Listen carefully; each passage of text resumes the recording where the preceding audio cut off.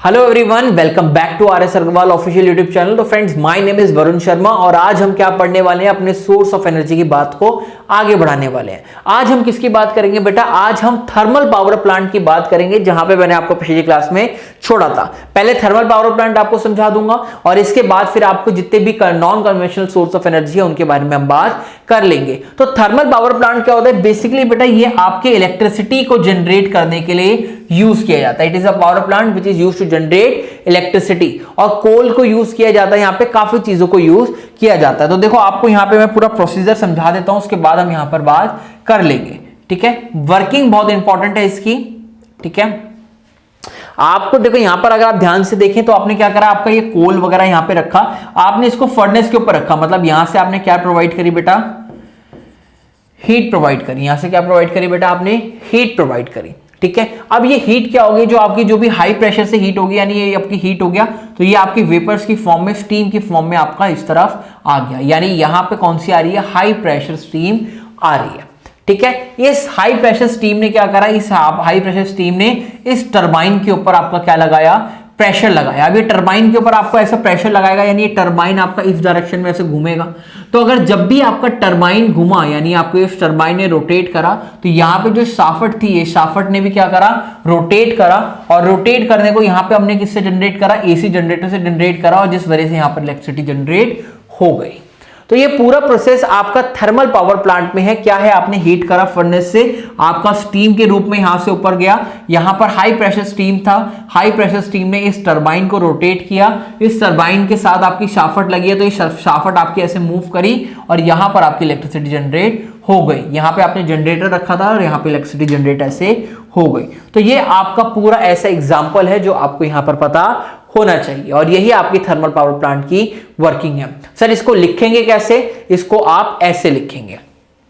तो पहले आप क्या करते हैं? कोल को बर्न करते हैं फर्नेस के अंदर, स्टीम बॉयलर के अंदर, हाई प्रेशर स्टीम को प्रोड्यूस किया जाता है बॉयलर के अंदर, और फिर टरबाइन के पास इसको भेज दिया जाता है टरबाइन के ब्लेड्स को रोटेट करने के लिए। टरबाइन रोटेट करता है, तो टरबाइन रोटेट करने से जो शाफ्ट जनरेट होती, शाफ्ट कनेक्ट होती है किससे? जनरेटर से। वो भी रोटेट करती है और उसकी वजह से वहां से क्या जनरेट हो जाती है? इलेक्ट्रिसिटी जनरेट हो जाती है। ठीक है, तो यही आपकी बस वर्किंग है, आपको यही बात ध्यान रखनी है। The transmission of electricity is more efficient than transmitting of coal and petroleum over the same distance. समझ में आ गया? तो इसीलिए the power plant near the coal of the field. तो देखो जो थर्मल पावर प्लांट होते हैं ना, वो जनरली कैसे बनाए जाते हैं? मान लीजिए यहां पे आपका कोल है, यहां पे आपका कोल माइनिंग से निकल रहे हैं और यहीं पे आपका पावर प्लांट लगा दिया। अब ऐसा तो नहीं होगा ना, बहुत ही महंगा पड़ेगा कि इन कोल को यहां से लेके और कोल को लाके थर्मल पावर प्लांट में रखो।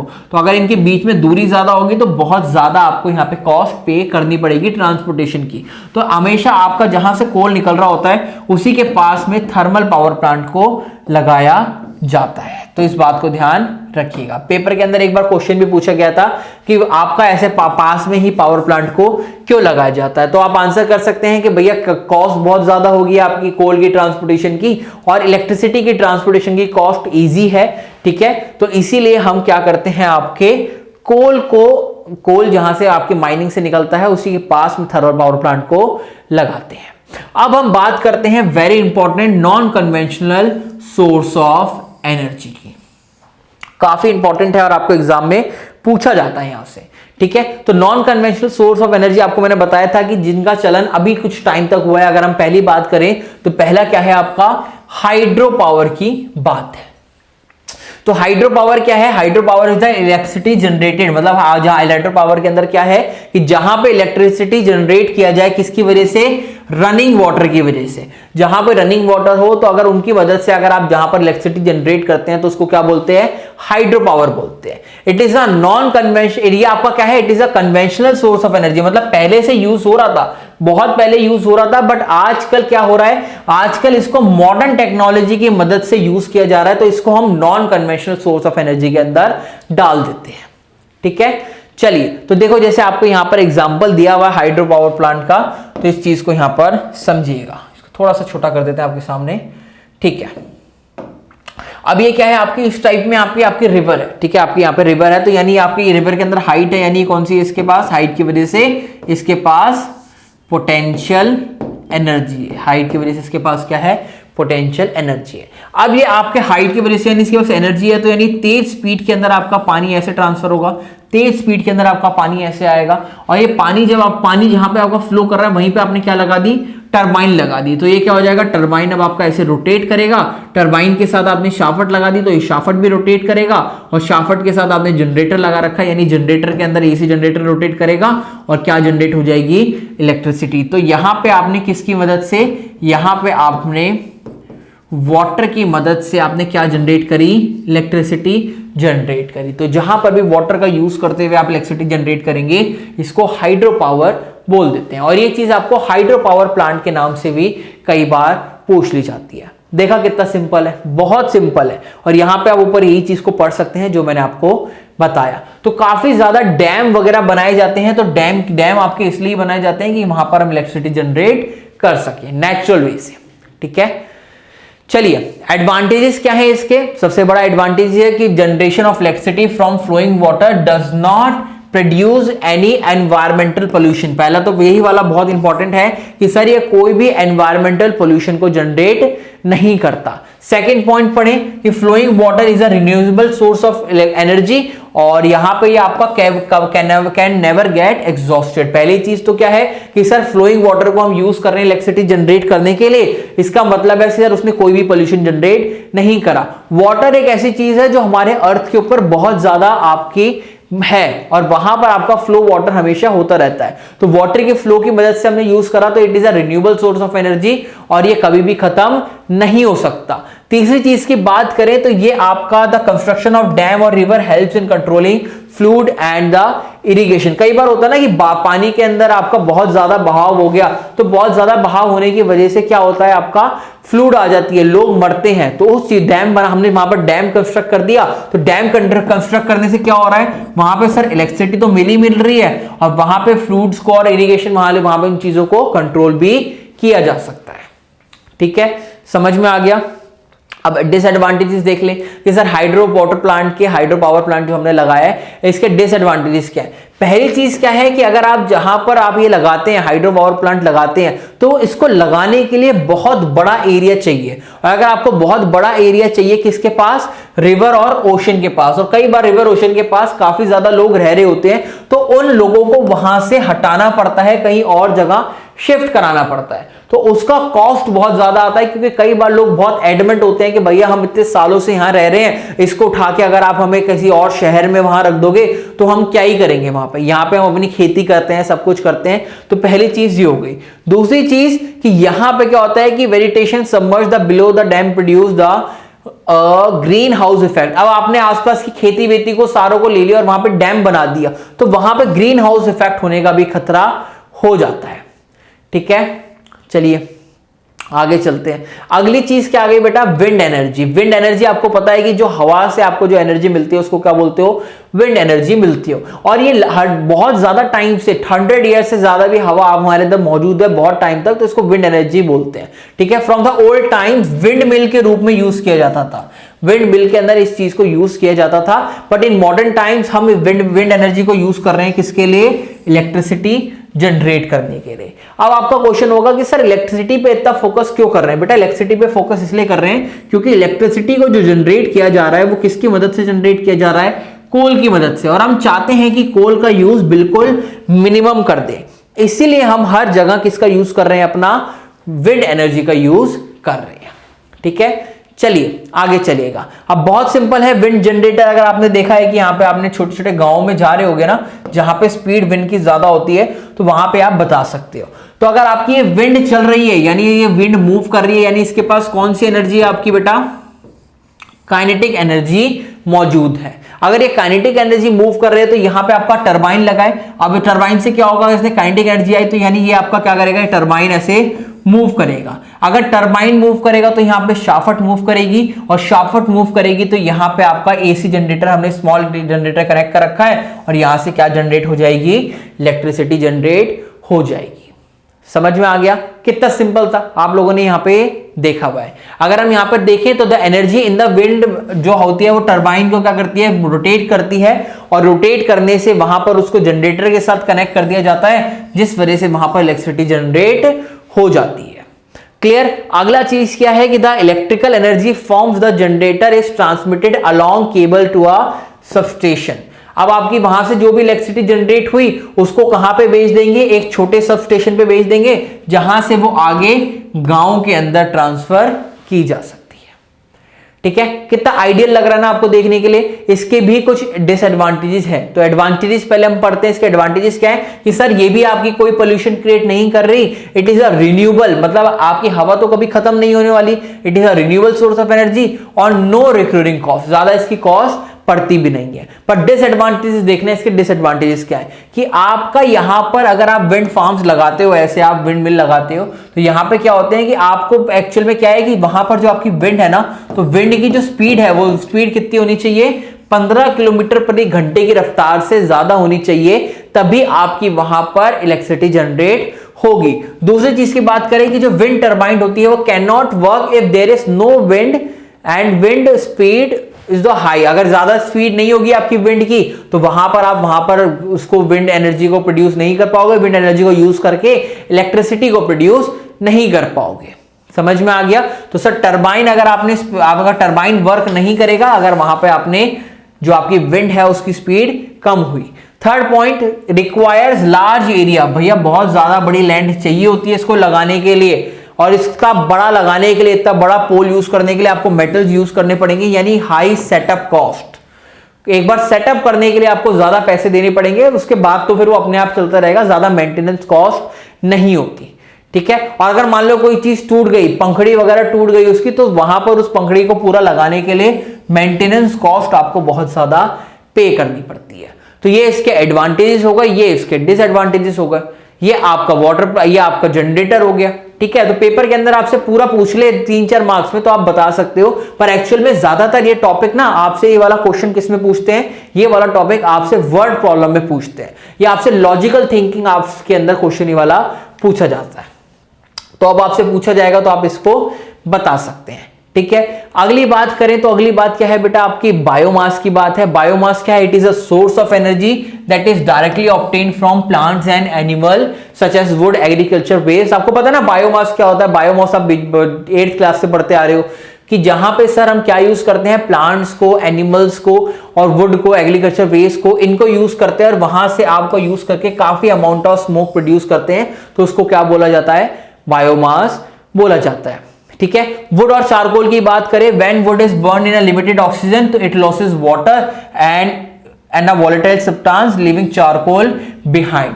तो अगर जब आपने क्या करा, वुड को आपने क्या करा, वुड जो होता है आपकी लकड़ी होती है, अगर आपने उसको जलाया और ऑक्सीजन ज्यादा अमाउंट में सप्लाई नहीं करी तो वहां पे वो क्या होता है, आपके अंदर से वाटर को लूज कर देता है और एक वोलेटाइल सब्सटेंसेस को लूज करता है और चारकोल को वहां पर छोड़ देता है। फिर उसी चारकोल को आप यूज कर सकते हैं। बेनिफिट क्या है चारकोल को यूज करने से ओवर वुड, कि चारकोल को जब हम बर्न करेंगे ना, तो चारकोल को बर्न करने से वहां पर ज्यादा फ्लेम नहीं होती। देखिए ना आपने कोयले जो होते हैं, आप कोयले को बर्न करते हो तो वहां पे आपकी फ्लेम नहीं उठती, बट आपको हीट आराम से प्रोड्यूस होती है। चारकोल आपके बहुत ज्यादा एनर्जी को और बहुत ज्यादा आपके किसको प्रोड्यूस करते हैं बेटा, आपके वहां पर एनर्जी को प्रोड्यूस किया जाता है। ये आपके लेस स्मोक प्रोड्यूस करते हैं, ये बात तो मैंने आपको बता दी। तो ये सारे क्या है, एडवांटेजेस थे। आप ऐसे वहां पर बायोगैस को प्रोड्यूस करते हैं, यहां पे आप इसको देख सकते हैं। आप लोग आपने छोटी क्लासेस के अंदर इसको पढ़ा होगा, 6th 7th 8th के अंदर बहुत ही वाला बायोमास का टॉपिक पूछा जाता है, टीचर्स का फेवरेट टॉपिक रहता है आप लोगों का। ठीक है, यहां पे इसको स्टोर करा, यहां से गैस निकली, ये इनहेलेट होता है, ये आउटलेट होता है, ये आपको पता ही है, इनलेट ये रहा, आउटलेट वो रहा। ठीक है, चलिए तो हाउ टू प्रोड्यूस बायोगैस और गोबर गैस, यहां पे सारे मेथड लिखे हुए हैं कि बायोगैस प्लांट को क्या करो, जनरली इसको ब्रिक्स के अंदर नीचे रख दिया जाता है। ठीक है, the various form of biomass को मिक्स करके इक्वल क्वांटिटी में और उनको एक स्लरी बना के आप टैंक के अंदर स्टोर कर देते हो। ये स्लरी क्या करता है, digested through the inlet chamber, inlet chamber से अंदर डाल दिया जाता है और वहां पर एनारोबिक माइक्रो ऑर्गेनिज्म, एनारोबिक मतलब जहां पर ऑक्सीजन प्रोवाइड नहीं होती, तो एनारोबिक आपका जो ऑर्गेनिजम्स होते हैं वो डिकम्पोज करते हैं स्लरी को और क्या बनाते हैं, मीथेन, यानी मीथेन का अगर मैं फॉर्मूला बोलूं CH2 नेचुरल गैस बनाते हैं और वहां से कार्बन डाइऑक्साइड, हाइड्रोजन और वाटर को प्रोड्यूस करते हैं। ये गैसेस आपके चैम्बर में स्टोर हो जाती हैं और इन्हीं गैस को क्या बोलते हो, बायोगैस बोलते हो। छोटी क्लासेस में पढ़ा होगा और नहीं पढ़ा तो इस पॉइंट को यहां पर पढ़ लो। क्लियर हो गई बात, सारी बात मैंने आपको बता दी कि भैया वहां पे आपने क्या करा, इनलेट्स से यहाँ पे आपने अंदर यहाँ पे क्या डाला, आपने जो भी आपके प्लांट्स वगैरह के जो आपके बचे हुए थे आपने डाला, ठीक है। और यहाँ पर क्या हुई, आपने ये स्लरी बनी हुई है, स्लरी के अंदर क्या हुई, एनारोबिक एक्सप्रेशन हुई, मतलब ऑक्सीजन नहीं मिली, यहां से गैस प्रोड्यूस हुई, कौन सी आपकी CH4 नेचुरल गैस, ये आपकी यहां से आउटलेट टैंक के अंदर वहां पे आपकी स्टोर हो गई, इसको फिर यूज कर लिया, ठीक है। क्लियर। एडवांटेजेस क्या है बायोगैस के कि सर यहां पर कोई भी स्मोक नहीं होता, आपकी कोई भी एशेस नहीं रहती, ये आपकी लार्ज सप्लाई ऑफ हीट को देता है, और क्या है, वेस्ट लेफ्ट जो आपके बायो प्लांट के लिए होता है वो आपके फर्टिलाइजर्स के लिए यूज कर लिया जाता है। जो भी वेस्ट आपका यहां पर बायोगैस के अंदर बचा, इसको क्या यूज कर लेते हो, एज अ फर्टिलाइजर यूज कर लेते हो आप किसके अंदर, अपनी खेती वगैरह के अंदर, और ये बहुत अच्छा आपका यूज होता है, ठीक है। It a good way to decompose sewage, जो आपके कूड़े होते हैं, सेवेज होते हैं, उसको डिकम्पोज करने का बेस्ट मेथड है, और वहां से बायोगैस प्लांट यूज कर सकते हैं। It is a renewable source of energy, बार बार आप रिन्यू करके इसको यूज कर सकते हो, ठीक है। अब बात आती है आपके सोलर एनर्जी की, ठीक है। तो सोलर एनर्जी की बात करें तो आजकल इंडिया में इस चीज की बात बहुत ज्यादा हो रही है, तो आपसे एग्जामिनेशन के अंदर मतलब अगले 4-5 साल के अंदर ये वाला क्वेश्चन तो पेट आपसे क्वेश्चन पूछा जाने वाला है। ऐसा नहीं है कि आप ये क्वेश्चन आउटडेटेड हो जाएगा, ठीक है। तो बहुत आपसे ये वाला क्वेश्चन एग्जाम में पूछा जाने वाला है। तो चलिए इसकी बात करें तो आपको पता है सोलर मतलब सन से जो मौजूद आपको जो मिलती है उसको क्या बोलते हो, सोलर एनर्जी बोलते हो। तो the sun is the main source of this energy, all the living beings on the this earth. तो अर्थ के ऊपर जितने भी हैं तो सभी के ऊपर से सबसे ज्यादा मेन जो सोर्स है इसका वो क्या है, सन है, ठीक है। तो फॉसिल फ्यूल से ज्यादा एनर्जी आपको कौन देता है, सन देता है। यहां पर आप देख सकते हो सन ने क्या करा है, अपने अंदर से आपने यहां से एनर्जी दी है फोटॉन्स के रूप में, यहां पे इन सोलर पैनल ने ली है, और इस सोलर पैनल से यहां पे इलेक्ट्रिसिटी बन गई है, ठीक है। ये कैसी होती है सोलर एनर्जी, आपकी एक रिन्यूएबल होती है और एक non conventional source of energy होती है। समझ में आ गया, ठीक है। और इसको किस किस में यूज किया जा सकता है बेटा, आपके सोलर कुकर में और सोलर पैनल में, ठीक है। समझ में आया। तो सोलर कुकर की अगर हम बात करें तो सोलर कुकर भी आपसे एग्जाम में पूछा जा सकता है। ये बेटा जब सोलर कुकर जब हम छोटी क्लासेस में हुआ करते थे, मैं स्कूल में हुआ करता था, तो उस टाइम पे हम इसको बना के लेके जाया करते थे आपके साइंस एग्जीबिशन में और मॉडल्स के अंदर, तो वहां पे हमने इसको बनाया था।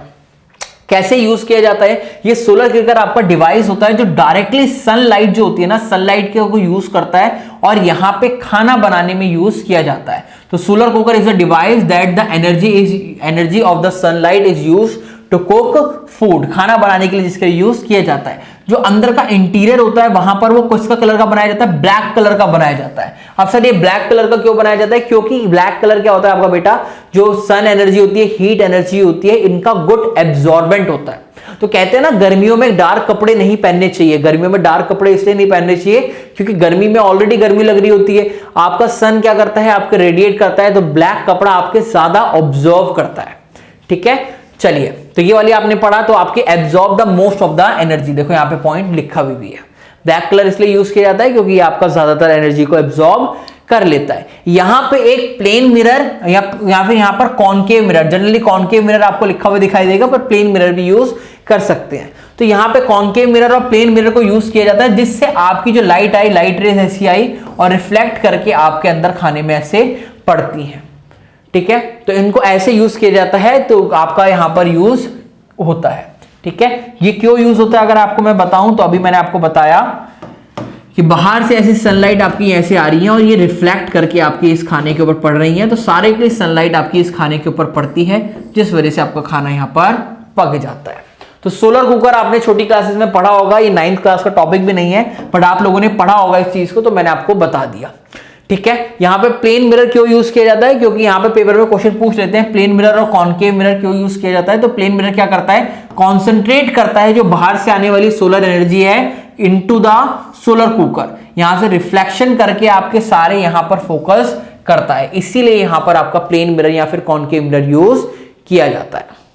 एडवांटेजेस क्या है सोलर कुकर के, कि sir the use of solar cooker for cooking, आपका जो यूज किया जाता है उससे अच्छा है, क्यों, क्योंकि यहां पर आप काफी ज्यादा जो महंगे आपके फ्यूल आते हैं जैसे कोल हो गया, एलपीजी हो गया, कैरोसिन हो गया, तो आप उनके यूज करने से बच जाते हैं। क्यों, क्योंकि सोलर एनर्जी क्या होती है बेटा, आपकी एब्सोल्युटली फ्री होती है, आपकी सन से मिलने वाली है, तो आप उसको यूज कर सकते हैं। The use of solar cooker does not produce any smoke. आपका सोलर कुकर से क्या कोई वो आपके धुआं निकलता है? नहीं निकलता सर। तो जो सोलर कुकर होता है, अगर आप इसको यूज करते हैं तो इसको यूज करने से क्या होता है, आपका खाना फर्स्ट क्लास और बहुत अच्छा बनता है, जिस वजह से क्या होता है, आपकी कोई भी एयर पॉल्यूट नहीं होती।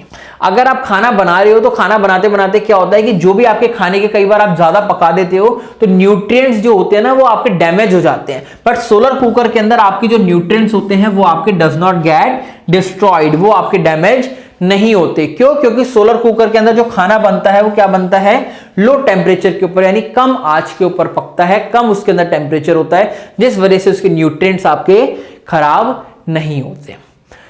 तो ये क्या थे, इसके यूजेस थे। अगर मैं इसके डिसएडवांटेजेस की बात करूं तो डिसएडवांटेजेस की बात क्या है कि पहली बात कि आप खाने को रात में नहीं बना सकते, सोलर कुकर को रात में यूज नहीं कर सकते। क्यों नहीं कर सकते?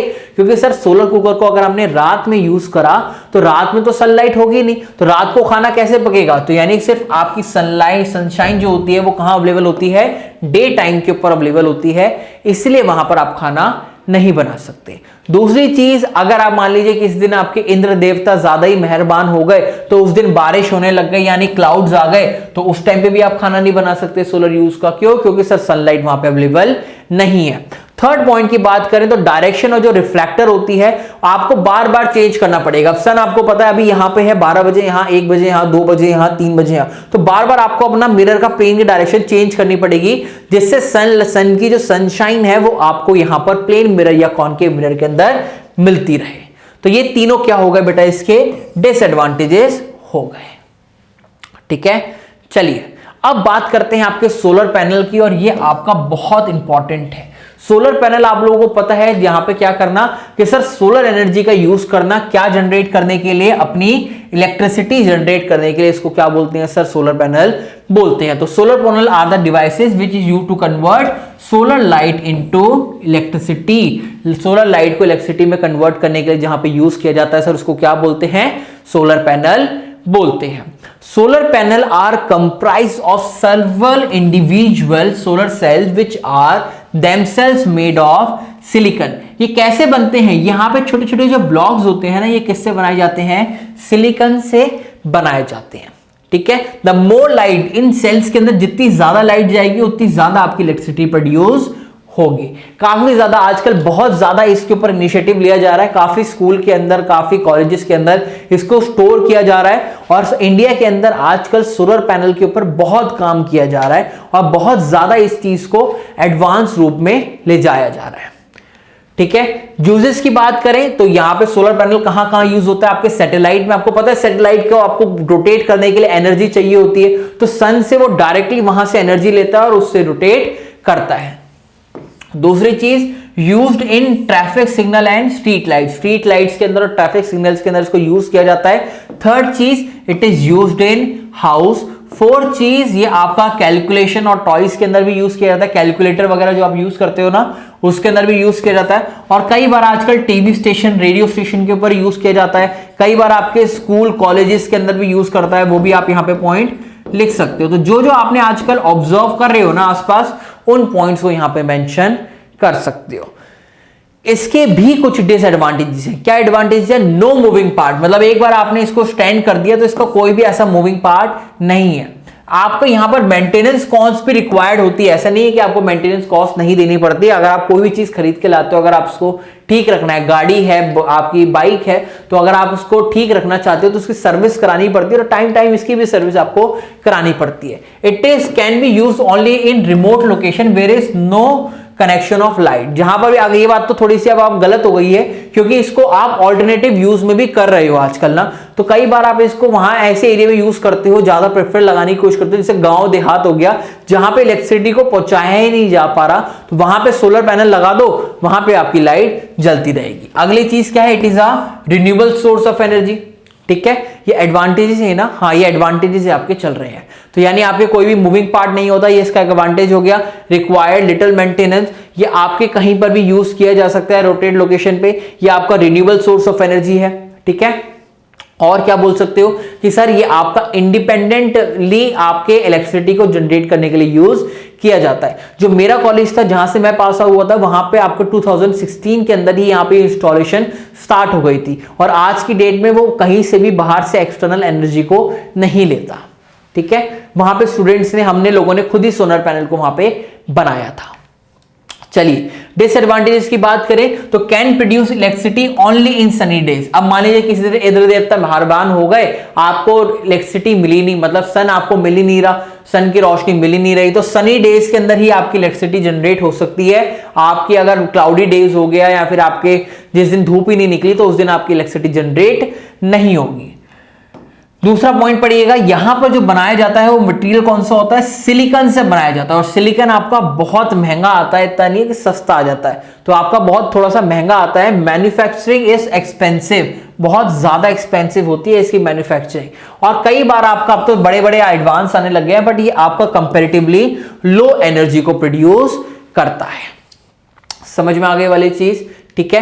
तो यहां पे आपके सोलर पैनल के अंदर हमने कन्वर्ट करा, तो जो सोलर एनर्जी थी हमने यहां पर उसको पूरा कवर कर दिया है। तो आई होप आपको ये वीडियो पसंद आई होगी। अगर कोई डाउट हो तो नीचे कमेंट सेक्शन में आप बता सकते हैं और अगर कोई भी प्रॉब्लम हो तो वो भी आप बता दीजिए। अगर आपको ये वीडियो पसंद आई है तो गिव अ थम्स अप, अपने दोस्तों के साथ ज्यादा से ज्यादा शेयर कीजिए और टिल देन हमेशा अपना ध्यान रखिए, खुश रहिए। Till then take care, bye bye.